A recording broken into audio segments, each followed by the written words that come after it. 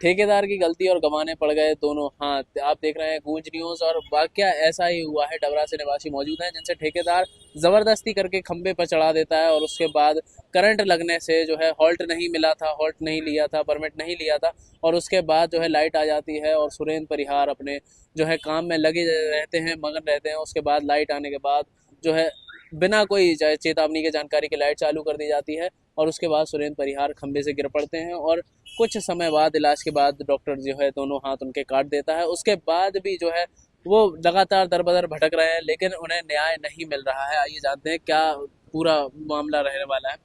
हाँ, क्या हुआ था आपके साथ?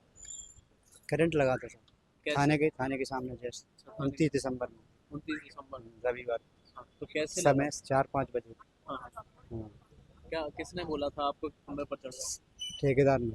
ठेकेदार ने। हाँ, उसके बाद आपको कोई मुआवजा वगैरह कुछ नहीं कुछ नहीं मिला।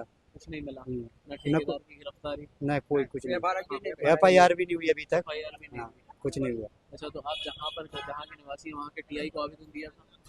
दिया 2 बार, हाँ, 2 बार दिया। 2-3 बार दिया। हाँ, थाने में कई बार हुआ और उस टीआई ने बिल्कुल भी कोई सुनवाई नहीं की हाँ, हाँ, ठेकेदार के द्वार के लिए। हाँ, और 3 बच्चे हैं और उनका भरण पोषण यही करते थे, वहाँ पर किराए से रह रहे थे, पढ़ाई करा रहे थे बच्चों से और वही काम करते थे बिजली का ठेकेदार द्वारा। हाँ, तो इनको करंट लगा तो उसके बाद ना तो ठेकेदार इन्हें देखने आया हाँ। और ना ही इनके लिए कुछ इन्हें मतलब इंतजाम करा। कुछ इंतजाम कराया। और हम लगातार आज 6-7 महीने से हर किसी को हमने आवेदन दिया, हाँ, ना तो आज तक ठेकेदार की कोई FIR हुई हाँ, और इनके लिए कोई मतलब सीधी सी बात है कोई इंतजाम भी नहीं हुआ।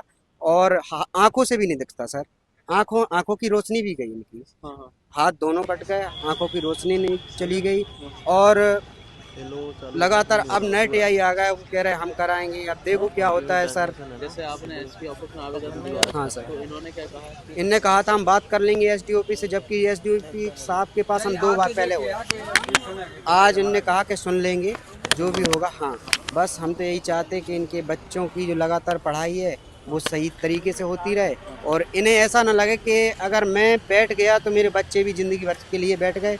और इनका अकेला ही भार बोझ नहीं, इन पे 5 लोगों का भार बोझ था, तो 5 लोगों की ज़िंदगी तबाह हो गई, कहने का मतलब चाहिए। इनकी अकेली तो हुई लेकिन 5 लोगों की साथ में ज़िंदगी तबाह हुई। हाँ, क्योंकि एक व्यक्ति का जीवन अमूल्य होता है सर। और जब 5 लोग साथ में एकदम बैठ जाएं तो फिर उसका आप ही समझ सकते हो। और पुलिस प्रशासन से यही निवेदन है कि इनके लिए उचित कार्रवाई की मांग कर दी जाए और इंतजाम करवाया जाए। और इसी के साथ प्रशासन को जो अधिकारी उच्च आला दर्जे के अधिकारी हैं उन्हें भी मौजूद और लगातार निरीक्षण करना चाहिए समय समय पर। जो ऐसे मन चले ठेकेदार हैं उन पर रोक लगाना चाहिए, उनके ठेके कैंसिल करना चाहिए। बाकी देखते रहिए गूंज न्यूज़। धन्यवाद।